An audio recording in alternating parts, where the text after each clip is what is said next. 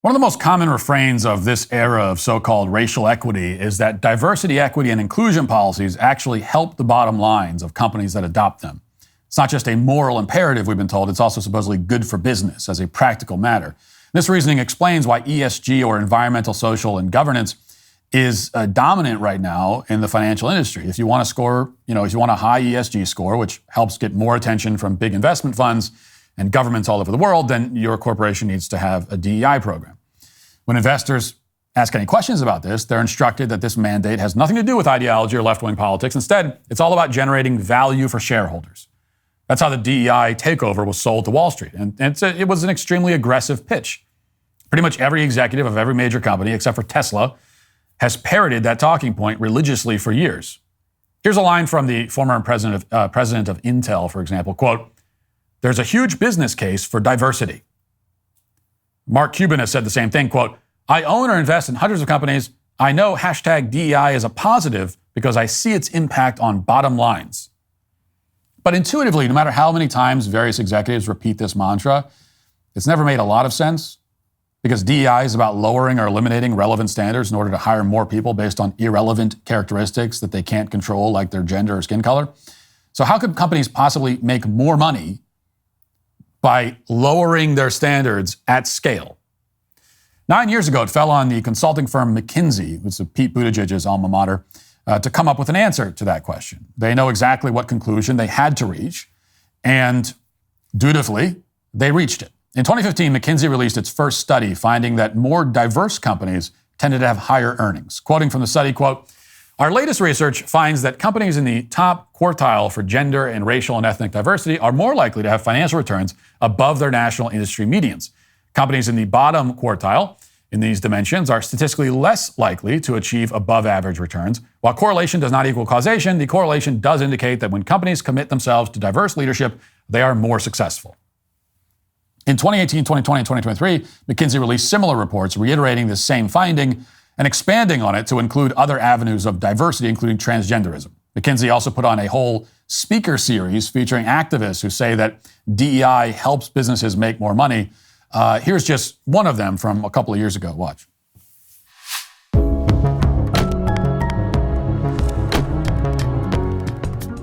In the case of organizations, diversity and inclusion foster better employment, employee engagement, and productivity, as you mentioned, and allow for greater levels of innovation. Also, and this is very relevant given the COVID-19 crisis, some studies found that companies with pro-diversity policies were more resilient during past crises, such as the 2008 financial crisis.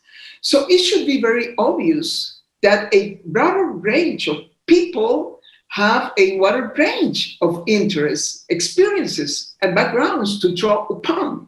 They can better understand what the people, users, consumers, citizens, etc., are asking for or looking for.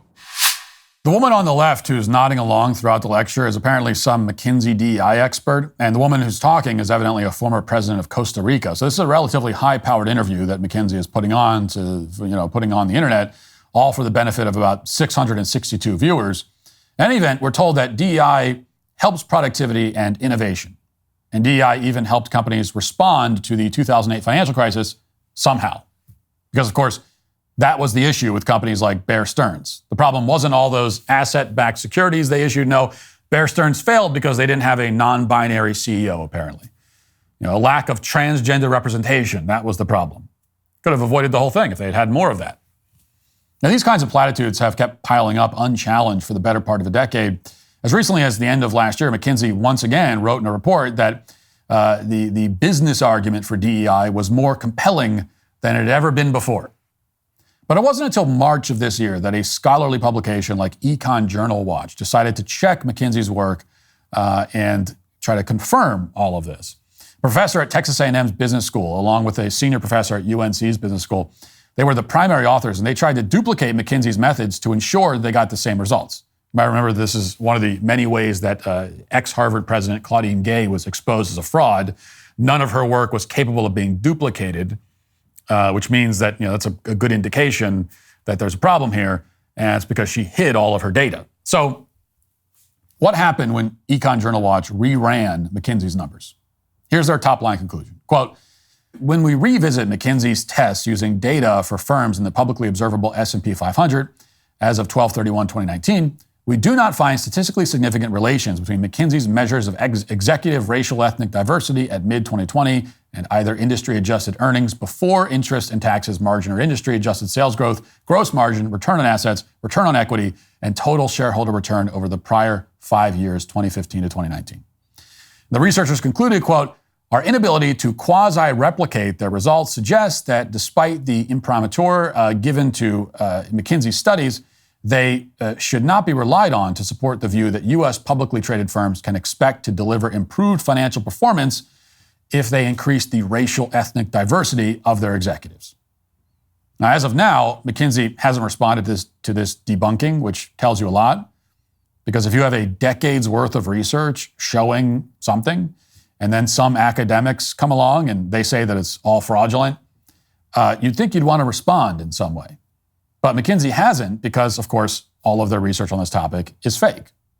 So that raises a few obvious questions. One of them is, how many other things we've been told to believe are actually completely fake and invented? What else are they lying about? If they can get away with bad data for 9 years before someone thinks to check them on it. And more to the point, how could McKinsey have gotten all of this so wrong? Like, why would they have sacrificed their integrity so publicly to promote DEI? Alex Edmonds, a finance professor at London Business School, has one theory. On his blog, he wrote, quote, another aspect of diversity is to form diverse teams that can bring dissenting perspectives. But the 6-person research team at McKinsey was composed solely of women, the majority of whom are also ethnic minorities. Due to confirmation bias, they might want to find that diversity matters and thus turn a blind eye to the glaring errors. In addition, none has a PhD in economics, finance, or any business discipline, which is a basic qualification to do research. McKinsey is a premier consulting firm, but that is very different from having expertise in scientific research. The team composition makes it more likely that the study is advocacy rather than research. In other words, the McKinsey study saying that diversity is essential, the study itself could have benefited from some more diversity. That's one of the many ironies that was highlighted by Edmonds, who, by the way, doesn't appear to be particularly political in his leanings. He's lectured extensively about business and their social responsibilities. He strikes me as a down-the-middle kind of apolitical academic type of guy. Not a lot of them left, but there's a few. And he's calling out this McKinsey study for what it is.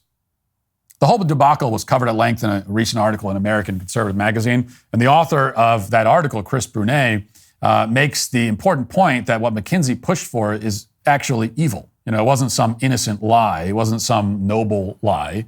It wasn't something where they had the best of intentions and it went wrong. It damaged the lives of a lot of people. Quote, the premise that racial composition inherently boosts economic performance is morally repugnant race science.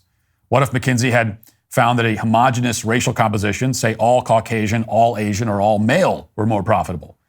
Would Mark Cuban and McKinsey then be entitled to preach racial purity for profit's sake? Of course not.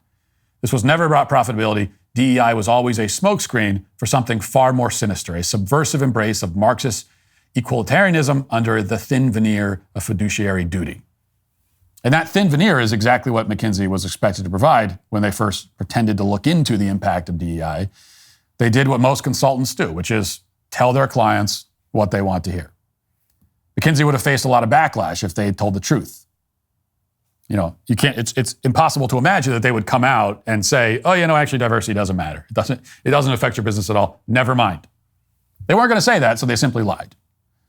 And because they lied, a lot of people in this country have lost job opportunities on the basis of characteristics that they can't control. Many companies have become less efficient. And now, finally, the fraud is officially exposed, thanks to the work of a couple of business school professors who were brave enough to do their jobs, which is extremely rare now in academia. It's also apparently extremely rare in the consulting world, which isn't a surprise. And that's why McKinsey and every corporation that relied on its obviously cooked data is today canceled. Thanks for checking out this video. If you'd like to listen to my full podcast on the go, you can check out The Matt Walsh Show on Apple Podcasts, Spotify, or wherever you get your podcasts.